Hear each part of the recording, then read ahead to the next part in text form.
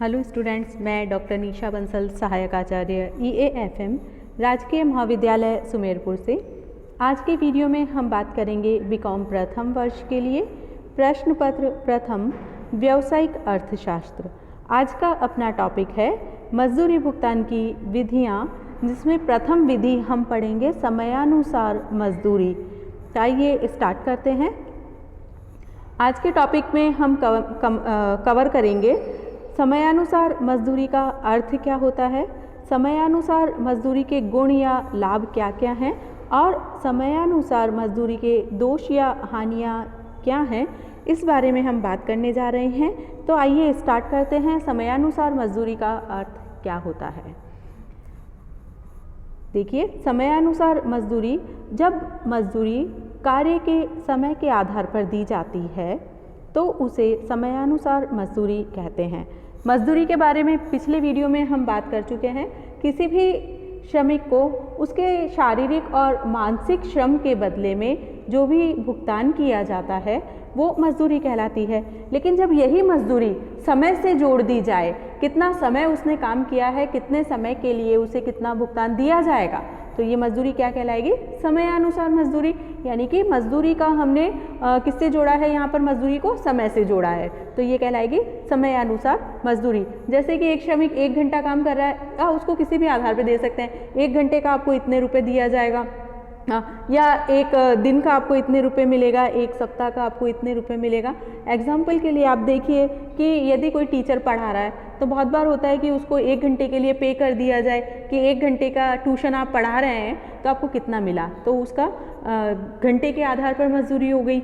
इसी तरह से मान लीजिए एक श्रमिक जब घर में काम करने आ रहा है, मकान का निर्माण करता है या किसी भी प्रकार से 1 दिन के लिए उसे लगाया है, तो वहाँ पर उसका दैनिक मजदूरी उसको दे दी जाती है, या साप्ताहिक मजदूरी हो सकती है, या मंथली वेजेज के आधार पर मंथली मजदूरी हो सकती है। 1 महीने के काम करने के बाद उसे पेमेंट किया है, तो ये मासिक। तो मजदूरी कहने का तात्पर्य है मजदूरी का जो प्रकार है समय के आधार पर, तो ये समय 1 घंटा भी हो सकता है, 1 दिन हो सकता है, 1 सप्ताह हो सकता है, या 1 माह हो सकता है, जो अनुबंध में उनके द्वारा निर्धारित है कि आपको किस आधार पर, किस समय के आधार पर आपको मजदूरी का भुगतान किया जाएगा, वही समयानुसार मजदूरी कहलाती है। आगे देखिए, इस विधि में समान कार्य के लिए इस विधि में समान कार्य के लिए मजदूर को समान मजदूरी दी जाती है, चाहे कोई श्रमिक अपेक्षाकृत कम कार्य करे या अधिक। अर्थात कहने का तात्पर्य है मजदूरी समान बनी रहेगी। जैसे कि मंथली आधार पर जो वेजेस दी जा रही है तो उनका मंथली फिक्स है, आपको इतने रुपए मिलेंगे। अब एक श्रमिक महीने भर में ज़्यादा काम कर रहा है, तब भी उसको मान लीजिए 5,000 फिक्स है, तो 5,000 रुपये मिलेंगे। और यदि मंथ में उसने काम कम किया है और उसको 5,000 देना है, तो कम काम पर भी उसको 5,000 मिल रहा है। तो ऐसे सिचुएशन में वो काम कितना भी करे, उसकी मजदूरी फिक्स है समय के आधार पर, 1 महीने बाद उसको उतना पे कर दिया जाएगा।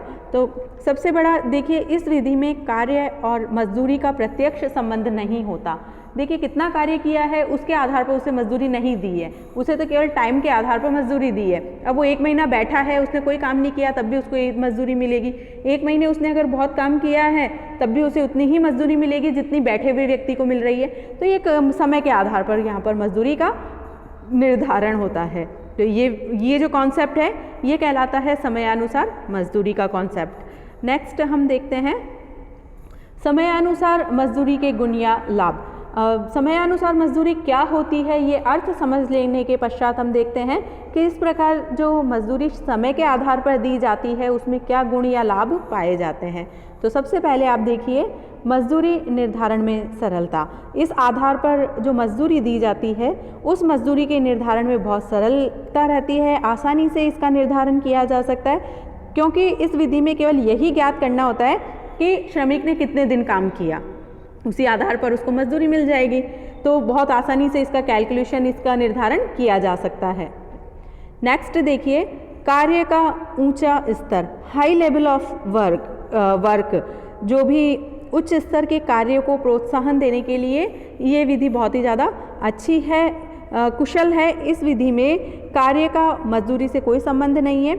इसलिए श्रमिकों को कार्य करने की कोई जल्दी नहीं रहती है, वो जल्दबाजी में कार्य नहीं करते, वो बहुत ही आराम से धीरे धीरे काम करते हैं। और जब इस प्रकार से आराम से धीरे धीरे काम किया जाता है तो वो अपनी पूरी योग्यता दिखा सकते हैं, अपनी कुशलता उस कार्य में दिखा सकते हैं। तो आप देखिए इसमें कार्य बहुत ही बेहतरीन तरीके से संपादित किया जाता है। जितनी भी आप देखिए कलाएं हैं, लोक कलाएं हैं, कारीगरी का जो कार्य है उसमें बहुत ही धीरे से बहुत अच्छे से काम किया जाता है। धीरे धीरे अगर वो काम जल्दी से किया जाए तो वो जो कारीगरी में एक बारीकी होती है वो नष्ट हो सकती है। तो यदि उस कारीगरी में बहुत बारीकी, बहुत कुशलता का प्रदर्शन करना है तो यहाँ पर श्रमिक को समयानुसार मजदूरी देनी पड़ेगी ताकि वो धीरे धीरे अच्छे से उसको कार्य को संपादित कर सके। तो जब समयानुसार मजदूरी दी जाती है तो श्रमिक अपनी योग्यता और कुशलता अच्छे से दिखा सकता है और उस कार्य को अच्छी क्वालिटी में ऊंचे स्तर पर प्राप्त किया जा सकता है। नेक्स्ट देखिए एकता एवं सहयोग, कॉपरेशन एंड यूनिटी। इस विधि का प्रयोग यदि किया जाता है तो श्रमिकों में एकता और सहयोग में वृद्धि होती है। इसका मुख्य कारण क्या है कि एक ही प्रकार का कार्य करने से श्रमिकों को जब समान मजदूरी दी जाती है तो उनमें जब उनको एक ही कार्य के लिए समान मजदूरी मिल रही है तो उसमें आपस में ईर्ष्या, वैमनस्य ऐसी भावनाएं जन्म नहीं लेती, तो वो आपस में एकता और सहयोग से अपना कार्य संपादित करते हैं। तो इस प्रकार से एकता और सहयोग उनमें बना रहता है। नेक्स्ट देखिए निश्चित मजदूरी का आश्वासन, एश्योरेंस ऑफ सर्टेन वेजेज। इस विधि में प्रत्येक श्रमिक को ये विश्वास रहता है कि उसे एक निश्चित अवधि तक कार्य करने पर एक निश्चित मजदूरी जरूर मिलेगी। उन्हें ये विश्वास हो जाता है। इसी के कारण प्रत्येक श्रमिक अपने व्ययों को उनकी आय के अनुसार समायोजित करता है और उसका जीवन स्तर निश्चित हो जाता है। उसे किस प्रकार से अपना जीवन स्तर व्यय करना है, लाइफ स्टाइल कैसे मेंटेन करनी है, वो आसानी से मेंटेन कर सकता है क्योंकि उसे ये पता है कि समय के पश्चात, एक निश्चित समय के पश्चात उसे कितनी मजदूरी प्राप्त होगी। तो इस प्रकार से उनमें निश्चित मजदूरी का उन्हें आश्वासन रहता है, विश्वास बना रहता है। नेक्स्ट पॉइंट देखिए स्वास्थ्य की रक्षा, सेफ्टी ऑफ हेल्थ। इस विधि से यदि श्रमिक को मजदूरी दी जाती है तो उनके स्वास्थ्य पर विपरीत प्रभाव नहीं पड़ता क्योंकि उनको बहुत अधिक परिश्रम करने की आवश्यकता नहीं है। उन्हें पता है कि हमें इतना फिक्स वेजेस मिलना है, तो वो बहुत अच्छे से कार्यकुशलता से अपने स्वास्थ्य को ध्यान में रखते हुए कार्यों को संपूर्ण करने की चेष्टा करते हैं।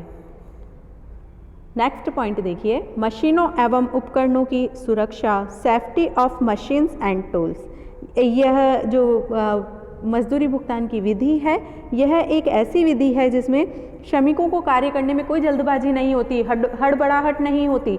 वो धीरे धीरे अच्छे से कुशलतापूर्वक कार्य करते हैं जिससे मशीन, उपकरण और यंत्रों के रख रखाव पर वो अपना पूरा ध्यान दे पाते हैं, अच्छे से उनकी केयर कर पाते हैं, जिससे इन मशीनों में, यंत्रों में या उपकरणों में अनावश्यक घिसावट नहीं होती, अनावश्यक टूट फूट नहीं होती और वो ये यंत्र और मशीनें बहुत अधिक लंबे समय तक अच्छे से कार्य कर सकते हैं।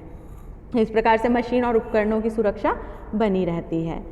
नेक्स्ट पॉइंट देखिए प्रशासनिक व्ययों में कमी, डिक्रीजेज इन एडमिनिस्ट्रेटिव एक्सपेंसेस। मजदूरी की इस विधि के अंतर्गत मजदूरी की गणना करने में बहुत ही कम समय लगता है, बहुत ही कम श्रम व्यय होता है, जिससे इसका पूरा ओवरऑल इफेक्ट होता है कि उस संस्था के प्रशासनिक व्ययों में कमी हो जाती है। अतिरिक्त स्टाफ रखने की आवश्यकता नहीं होती है इस प्रकार से मजदूरी की गणना करने के लिए।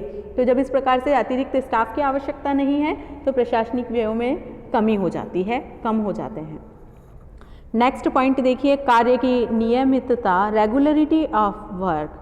इस विधि के अंतर्गत श्रमिक एक निश्चित समय में कार्य पर आते हैं और अपना कार्य भी निश्चित समय पर पूरा करते हैं। तो इससे कार्य में किसी प्रकार का व्यवधान उत्पन्न नहीं होता, कार्य में किसी प्रकार की रुकावट उत्पन्न नहीं होती, कार्य में नियमितता बनी रहती है, रेगुलरिटी कार्य में बनी रहती है। तो इस प्रकार से इस विधि में कार्य की नियमितता लगातार बनी रहती है। तो ये हमने देखे समयानुसार मजदूरी के गुण और लाभ हमने देखे। अब बात करते हैं समयानुसार मजदूरी के कुछ दोष या हानियां भी हैं, तो इन हानियों के बारे में हम चर्चा करते हैं।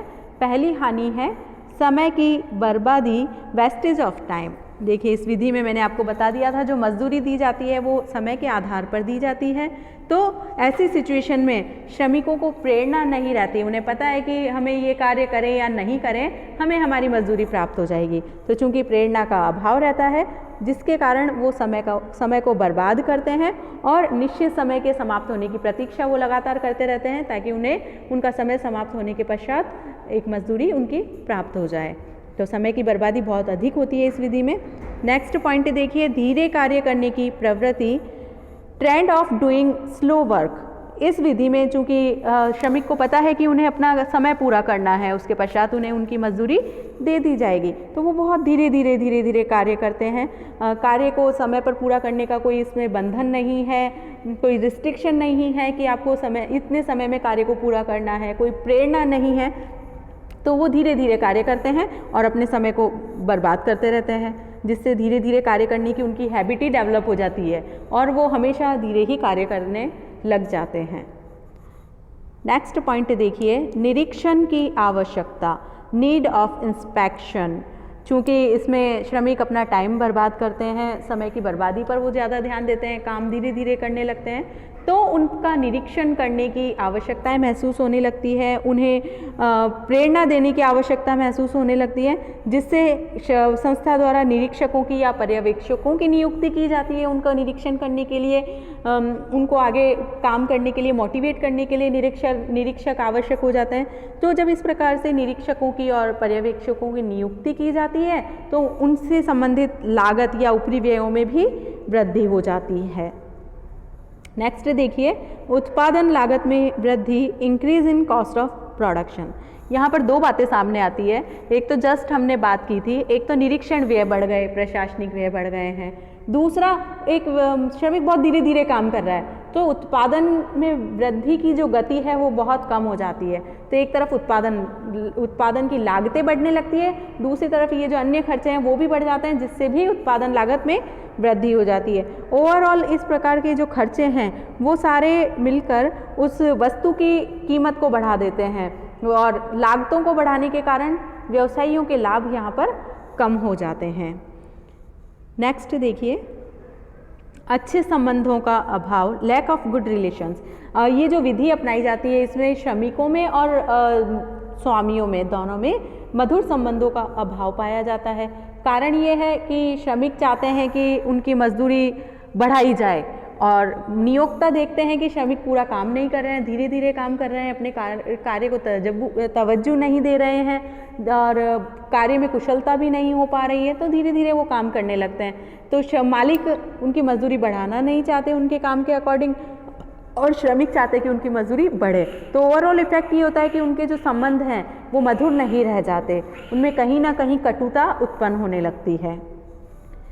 नेक्स्ट पॉइंट देखिए, श्रमिकों की उत्पादकता के विवरण का अभाव, lack of productivity statement of workers. इस प्रवृत्ति में प्रत्येक श्रमिक कितना कार्य कर रहा है इसका कोई विवरण नहीं रखा जाता। तो चूंकि विवरण का अभाव है इसलिए श्रमिक बहुत धीरे काम करते हैं। एक श्रमिक की उत्पादकता का क्या स्तर है, चूंकि विवरण हमने नहीं रखा है तो ये पता नहीं पड़ पाता कि उसने किस उत्पादकता से कार्य किया है, उसकी सीमांत उत्पादकता क्या है, पदोन्नति को उसको किस आधार पर दी जाए, वेतन वृद्धि उसको किस आधार पर दी जाए, तो ये डिसाइड करना बहुत ही टिपिकल हो जाता है। नेक्स्ट देखिए, कर्तव्यों की उपेक्षा, अवॉइड ऑफ ड्यूटीज़। चूँकि समयानुसार मजदूरी में श्रमिक को एक निश्चित अवधि तक कार्य करने पर मजदूरी का भुगतान कर दिया जाता है, उसे पता है कि इतना समय होने पर मुझे मजदूरी अवश्य मिल जाएगी, तो धीरे धीरे वो काम से जी चुराने लगते हैं और किसी भी प्रकार से वो अपने समय को व्यतीत करने में लग जाते हैं कि कैसे भी उनका समय निकल जाए और उन्हें काम नहीं करना पड़े। तो इस प्रकार से कर्तव्य से जी चुराने की सिचुएशन यहाँ पर उत्पन्न हो जाती है। नेक्स्ट देखिए, अनार्थिक विधि, अनइकोनॉमिक मेथड। ये जो विधि है वो बहुत ही अनार्थिक है। नियोक्ता की दृष्टि से यदि बात की जाए तो नियोक्ता के लिए ये विधि बहुत ज़्यादा अनार्थिक है। इस विधि से नियोक्ता की विभिन्न प्रकार की लागतों में वृद्धि हो जाती है। श्रमिक आराम पसंद हो जाते हैं, वो कार्य नहीं करना चाहते, कार्य बहुत धीमी गति से कार्य करते हैं, तो इस प्रकार से एक तो उत्पादक को कम कार्य के लिए अधिक भुगतान करना पड़ता है और दूसरी तरफ उसके लाभों में भी कमी हो जाती है, क्योंकि श्रमिकों को जो भुगतान किया जाता है वो लागत का फैक्टर है, तो उसकी लागतें बढ़ने से उधर लाभों में भी कमी हो जाती है। तो नियोक्ता के लिए ये हर प्रकार से एक अनार्थिक विधि ही साबित होती है। तो यहाँ पर हम इन आधारों पर समयानुसार मजदूरी विधि की जो हानियाँ हैं या दोष हैं उनको समझ सकते हैं। इसी के साथ आज का अपना ये टॉपिक यहीं पर समाप्त होता है। Thank you very much.